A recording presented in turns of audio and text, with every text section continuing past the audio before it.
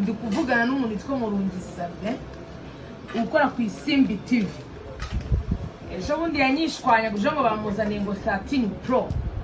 Mwoka byara mwe hano mfite gift mvuye kwitora muri New Species.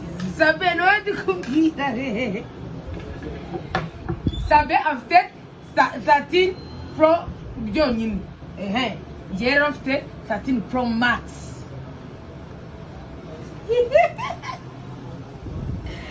Sabe nakumenyesha ngo telefone karushaho kajugunye.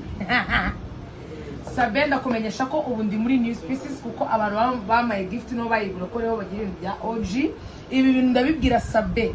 Ejo bundi ambabaze ngo bamuzane ngo 13 Pro. Iyi rero ni 13 Pro Max.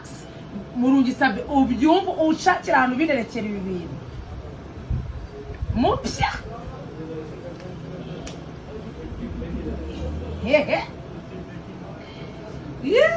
Sabe duhuze ngufotora.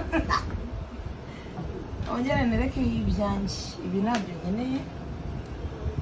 Ibyo ndabikeneye. Maguzi ibyanje.